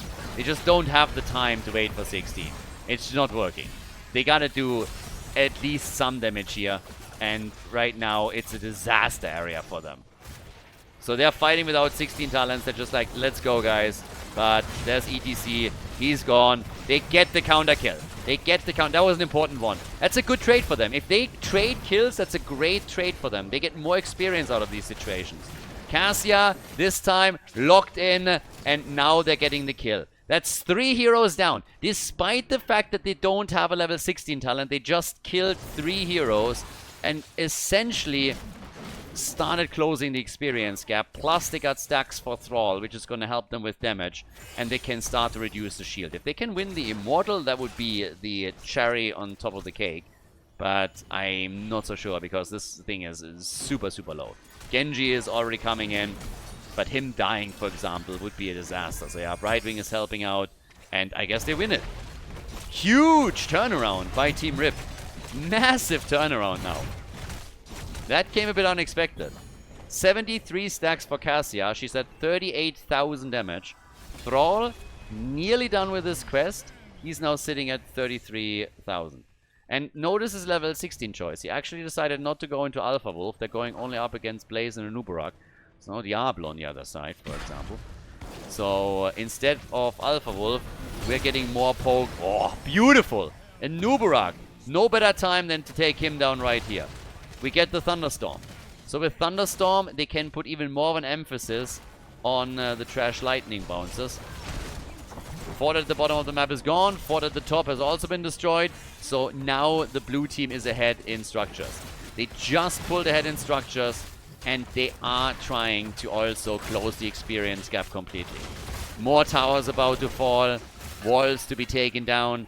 Samuro has way more space to play with as well from here on out. Yeah, and they go for the camps at the top. 5 more stacks for Thrall. 5 more. And the next little fight down here. Thrall with Sundering, and Brightwing makes it. Brightwing gets out of the fight. X-Strike from Genji. Can they lock him down? And the answer is no. But boy, were they close to dying. Not only Brightwing, but also Genji. Brightwing was essentially dead if not for that last heal that came through. Had damage over time on her, and this could have been the end of Brightwing, for sure. Thrall on 26 stacks now. And of course, he's getting his stacks over here as well. But, yeah, getting the slows in. Lots of utility now from Thrall. And once his level 1 is completed, this is obviously going to get much, much, much worse. And for the Raccoons, mobility in a lot of cases is essentially everything. Thrall now with 39,000 damage. Li Ming 33. Samuro 32. Big plays from Sven doing all of this. And Brightwing the only one that survived. And you could argue that that should have been a kill. If anybody sneezed into the direction of the fruit fly, Brightwing would have died. So now they set this up again. Only half a level behind. Not the 2 levels that we saw earlier. But the issue still being there is a lead. And it will hit level 20. I've seen traps like this before and they backfired. But maybe now. Yeah, actually they saw it already. So they're going to be fine. Immortal is up. Another objective. And Samoro is pushing at the bottom of the map, pushes this out, takes the catapults out, and has also the camp in. The fort at the top has been destroyed, though. So Genji moved in and took the top side fort out. Blaze is dealing with the bottom of the map, so they have an open shot at the Immortal, and it's exactly where they're headed. The problem is, there is no level 20 for Team RIP any time soon. If they can get some hits now, that would be great, but instead they're losing Liming, they're losing Ana, that's a double kill. And they're likely gonna lose more. Sundering is out. Genji survived. He actually makes it. ETC, if he gets the slide, then he's gonna be fine. He's trying to buy time, and it's just not enough. Thrall is also in trouble. Kept alive for just a little bit longer. Misses the wolf here too. Tries to turn it and is able to escape. But the keep at the bottom of the map is now fully exposed. The level 20 talents are available for the Raccoons. And they try to go for a game here. They want to go for the core. And now that they killed Samoro, I think this is going to be more or less inevitable. Thrall with 28 stacks. 28 stacks, and he dies. Yep, we're going to game number 5. That's what the series deserves. The winner bracket final. The final map is incoming. Full 5-man team wipe to finish it out. The Raccoons with the victory on Battlefield of Eternity. As we are headed for the final map of this series. GG.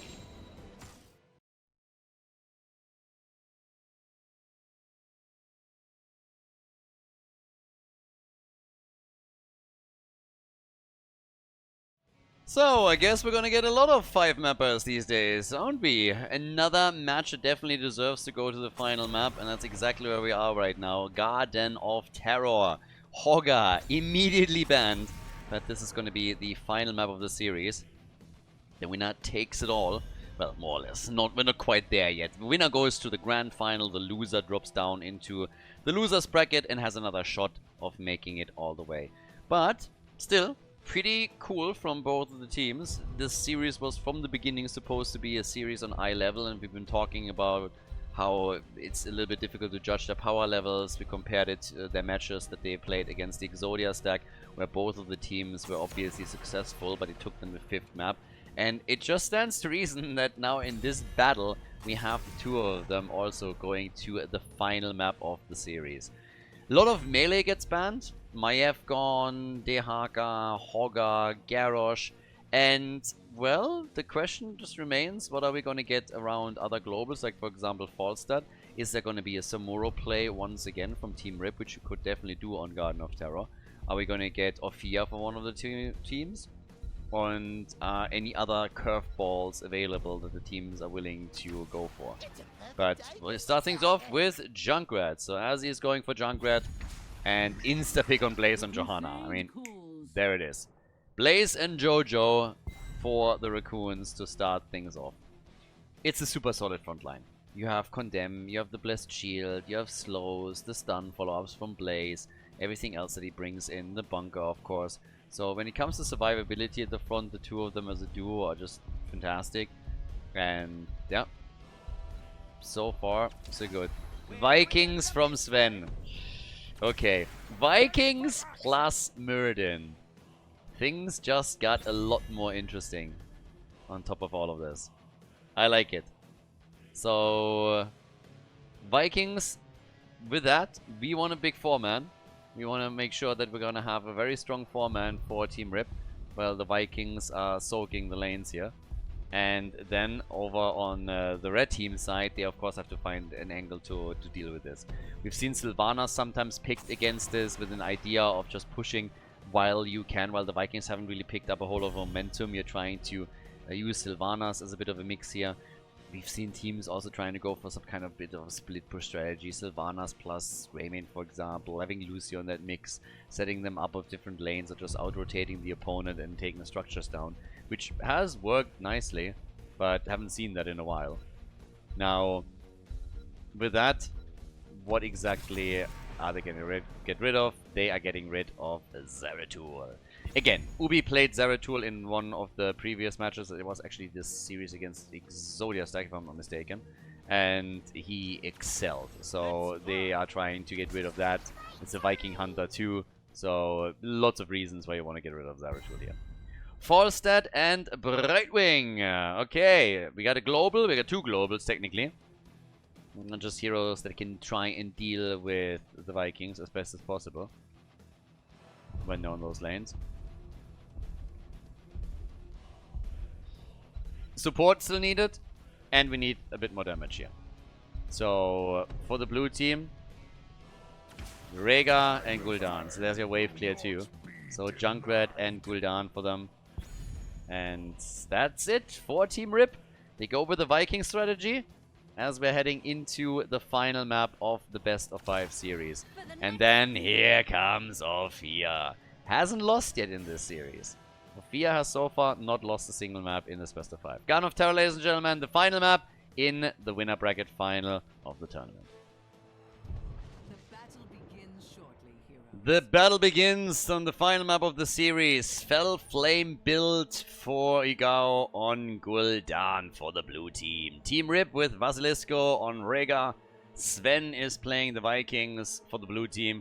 We have Krankle on Muradin. And Azzy is playing Junkrat in the 5th game of the series. On the right side of the map, the Raccoons with Disciple on Ophir. Finally able to play her again. We got Ubi on Blaze. Murenas with Falstad, Scorch on Brightwing, and Yon aka Play is playing Johanna. They essentially reduced the entire best of 5 to a best of 1. One map is what it comes down to, and that map is Garden of Terror. So, Falstad already hiding here a little bit. Just trying to rotate a bit away from this. Now, the 4-man, obviously, coming in, as already explained, down at the bottom of the map right now in an attempt to really crush things here. Already Muradin jumping in, and that could be a dead Ophir. No, still gets away, eats a grenade or 2. Disciple in a corner and is just trying to juke them out slightly. Was always moving a bit up here in the attempt to say like, hey, use your abilities there, try and just cut me off. And was able to walk past the gate. Not a problem, but whew, lots of grenades, and that's a kill. So as he comes in and is murdering Ophir, that's first blood in the series, and a great start for Team Rip. They got good stacks for Gul'dan. He's sitting at 9 stacks on his level 1 talent. Not that that's usually a problem to stack, but outside of him working on the Fell Flame, killing Ophir is definitely a good start. This is usually the hero that they struggled with a lot. Other teams have completely banned her out, as explained previously. Now over on the right side, Krankle. They're going for Morenas. Trying to get the kill in here. He's still able to jump out and it's fine, but the camp is heavily contested. Blue team has not given up on this yet, but they're giving up on Muradin. Muradin is gone, and that is the first real kill for the Raccoons. So we get exactly that back and forth that we saw throughout the entire series, mirrored in game number 5. Siege Giants sitting in the back here, helping with defense. Vikings slowly falling as Falstad is amongst others, of course, moving around and attempting to get more hits in. He's trying to take out Eric over here. But the main action is, of course, down at the bottom, and apparently Ophir wanted some revenge. She's a little bit on the petty side, isn't she? Look at that. Yeah, she is really holding a grudge. Junkrat is just sitting there, is like, why are you attacking me? It's like, well, don't take that kill personal. And Ophir is just like, nope, that is a kill, and they're going for the double. Ophir slapping again. She has not lost. It was first the Raccoons that played Ophir and immediately locked in a victory. Shortly after that, Team Rip stole her away and was also successful. That was on Braxis, if I remember correctly. And now she's off to a great start in game number 5. Exodia stack was the entire time trying to make Jimmy a thing, but it seems that at this point Ophir is going to become the next big one. The big deal over here. At least right now, she is doing exceptionally well. Gets the kills in, gets the damage for the team, and highly sought out. I think we're gonna see more bans on her for sure as well. Sven is losing Olaf. There's the early level 7 as a reward for the Raccoons too. So that's a great start into the 5th map for them. That's a really good start. They come with the momentum from a victory on Battlefield of Eternity, of course. And now, as the camps are slowly getting claimed, Muradin was attempting to interrupt the patterns of the red team, who's now ahead by half a level. With level 7, we have now Conviction, so good utility on the talent, of course, for Joanna. Disengage, engage into a fight, whatever it may be. It's great for her. Muradin is going a bit deep on all of this, by the way. I mean, he is really far out here.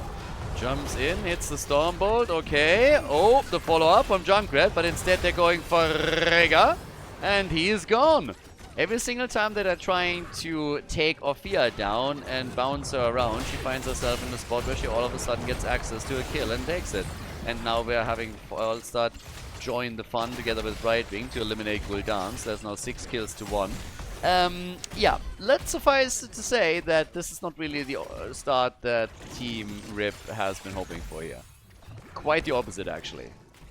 6 heroes down already. I mean, an entire level down at this point. That hurts. They could also get the 2nd seed.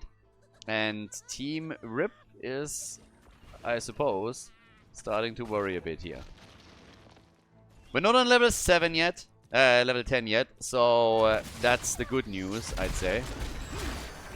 But yeah, once level 10 is in, if they can't break the momentum and change the rhythm a little bit, that's a different story then. How much damage does Orphea already have? She's at 13,000. Okay, Junkrat has actually more with the poke that he brings, but that's the 2nd seed that gets now taken by the Raccoons. So 2 seeds against 0, and Falstad doing damage at the bottom of the map. Level 10 abilities are now ready, of course, and the wall down here gets destroyed as the red team is making a play for the middle. But they lose Brightwing. Brightwing gets taken out at the top, so that's finally a bit of a sign of life. It's actually good news because it gives them quite some experience. Small little chunk that they can now use to bridge that gap a bit, which it just did. Level 10 abilities therefore available on both sides. Poor Eric. Stood no chance here. That seed is something that they have to try and claim though, because if it's taken then it's super early garden terrors for the Raccoons. So, yeah, they're starting to fight for Gul'dan, the Horrify, and it's not enough. Horrify is not enough to keep him alive. Kill number 7.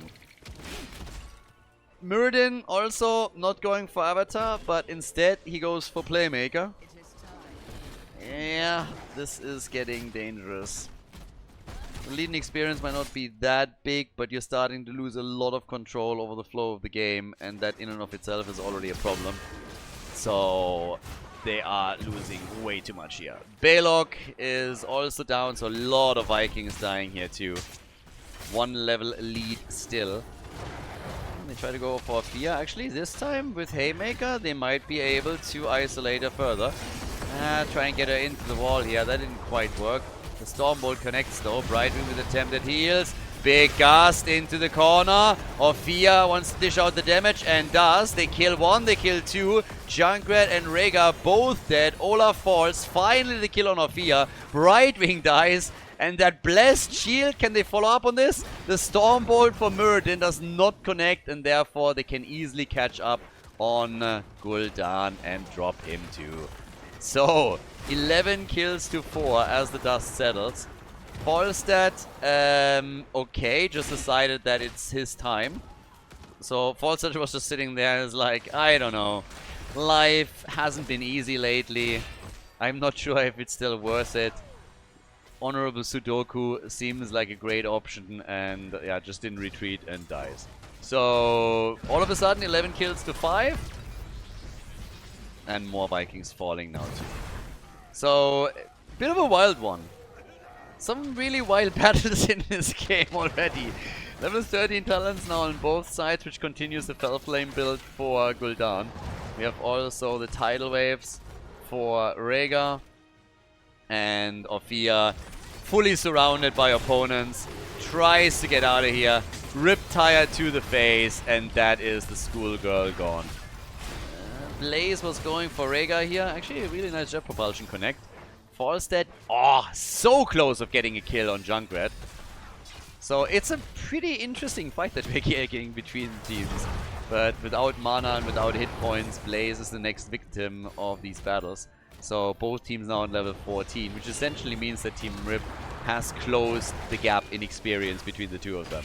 And that allows the blue team to get aggressive on some of the structures. Now they're not the only ones making those moves. Falstad at the bottom of the map, for example, has an easy shot at taking the fort out, or at least damaging it severely. Junkrat is coming in, but as you can see, this one is already mega low. So really, really nice value for Falstad and therefore for Rocket Raccoons. Now, with that said, experience gain, I mean, it's really the minion experience where the blue team was doing a lot better. Minion, mercenary experience, that really keeps them in it. 18 kills now. 2 kills per minute at this point. Blast shield. We're gonna continue, aren't we? Yep, they try to go with Orphea for another kill. Can't quite get it. Good gust. And it's the end of Orphea. Disciple gets caught by it and goes down. Olaf. And that's the end of Right Wing. And now they go for Blaze. Okay, so this is actually starting to shift very quickly into the hands of Team Rip. Team Rip is now starting to officially take the lead big time on this one. They're still a bit behind in kills, but they are doing an absolutely amazing job utilizing the Vikings to just push those lanes out. They have done great in the last few team fights too. So the coordination is just a bit better at this point. They're trying to go again for Jojo, who has to fall back here, which allows the blue team to take the Siege Giant. Johanna can't delay it or do anything about it. Yeah, this is the first seed that was claimed by the Raccoons. So we have now 1 seed against 2. Damage output with level 60 talents available on both sides now is 36,000 for Gul'dan, 37 for Falstad. Orphea is trailing. Now Orphea has not been able to take the pole position on the damage output. And now they're just trying to go for a few of those camps of the camps again. But yep, everybody's just angling for a quick kill here. And Falstad, the globals, still active, sitting at the top side right now. Bottom of the map, Sven still attempting to jump out here with Eric. Eric is the best, by the way. I think Belok might be the best, but Eric is the most annoying. Let's put it like this. If he just zips around you the entire time, runs away, wastes your time, interrupts channels, that is glorious. But, yeah. So things have calmed down a bit after we've had kills chasing each other over the last few minutes. But now, 12 minutes in, we have 21 kills. Still a lot. But it comes down to the next seed here, which is of course a chance for the Raccoons to get Garden Terrors. And they have done significant damage on the opponent's infrastructure already. They haven't taken a fort down, but they've severely damaged the one at the top, they damaged the one at the bottom of the map. If they get Garden Terrors, very likely both of those will fall. There's a stun, and Falstad is gonna get out. Gust, Horrify. Yeah, sorry, birdie. Not happening. Up into the KFC basket. There's chicken wings for dinner today. Bye-bye, birdie. And that is a channel on the next seed, which means that we are going 2 for 2. 2 against 2. And the next seed is gonna spawn Garden Terrors one way or another once that it's claimed. At the bottom of the map, we're still having Orphea defending. Blue team is stealing some of the Siege Giants away, which is only going to enhance their advantage on mercenary experience. And them trying to go for the top side fort. That would be the first fort that actually gets destroyed here. But yeah, there is a big gap in mercenary XP. Now, the blue team has taken over an experience. Blessed Shield out once again, but only saving the day for Blaze, who I guess was safe all along. The problem is really the XP and the potential level 20 talent that could pop in here. Passive experience, obviously not increasing. There's no structure destroyed yet. But a few more siege giants up for grabs that they can take. And here comes the seed that is going to be the important one. There's the seed at the bottom of the map that everybody is going to be fighting for. Because someone is going to get Garden Terrors now. And we are 13.5 minutes into the game. Oh, kills before they're even going for the objective would be great. But there's only Vikings that are taken out. And yeah, it kind of counts, but it also doesn't. So, yeah. 57 stacks for the Vikings with the Viking Horde here. So, a lot of regeneration. The late game, like, sustainability of Vikings in general is pretty huge. It's actually pretty big. If you are diligent around picking up globes, then you can get a lot there. And then the Vikings obviously become more and more of an issue, especially when you're talking about something like Eric who can easily outrun you. There's the level 20 talents that gives us the Fury of the Storm. Yeah, and I guess it might actually give the blue team the first set of Garden Terrors, and indeed it does. So, a few more Vikings are getting destroyed, but that's Garden Terrors. Can't do anything about that. There's no level 20 available for the Raccoons, and they definitely don't want to go up against an opponent that has Storm talents. So, here we go. That's going to cost them a few forts for sure. Probably not more than that, but they're going to lose forts. First one at the top, that's an easy kill. That one doesn't stand a chance whatsoever. And the one at the bottom of the map should also be destroyed. I mean, there's only Blaze currently, so he's defending. Blue team is actually rotating down. They want the kill here, and they are not able to get it because the Storm Ball doesn't connect. Really good jet propulsion that shut the play down right there. Oh! Good fear damage. And Junkrat dies. Yep, took a second later. False, that was the one that took him out. That's a triple kill now. And they're losing more. Rhaegar is on the run, but he is dead as well. So, mid lane is opened up. The keep is taking damage here. All the way up at the top now. We're having the next attack already coming in. And they're starting to take the keep out here too, I suppose. 15 to 10 kills. 25 in total. And down at the bottom of the map, with the momentum that the red team just picked up for themselves, they are also able to take a few of the structures out. So they might not have gotten the Garden Terrors. They lost a lot of forts, but they also took a few down. Now they're making a play for the next camp here. And yeah, it's still either team's match to take. One good team fight, one objective is all that you need from here on out. So they're trying to go for the structures here in the middle, and they have a shot of taking a second fort out. And keep in mind, they haven't gotten Garden Terrors yet. They have 2 seeds though. So if they grab the next one that spawns at the top left, if they have a chance, then they would likely go for keeps right away. So this is going to be an interesting little touch that this game all of a sudden has, because it was the blue team that got Garden Terrors, took forts down, and was supposed to be the team that all of a sudden finds themselves, you know, massively in the lead. And instead what we're getting is the red team winning a fight, on the back end of that fight taking multiple forts out and still being in a position where they themselves can get Garden Terrors. This makes it super dangerous now for Team Rip. And they know that, of course. Falstad has 46,000 damage. Gul'dan 47,000. And yep, there's the seed. And the position is really, really good for Team Rip. Close to their topside fort. All balanced out on the left side of the map. I'm not sure if the Raccoons are really eager to fight into this. They're still getting a couple of mercenary camps on the map, as you can see on the minimap bottom right. Falstad is active right now. But the red team wants to have the top fort now. So this is actually getting pretty curious.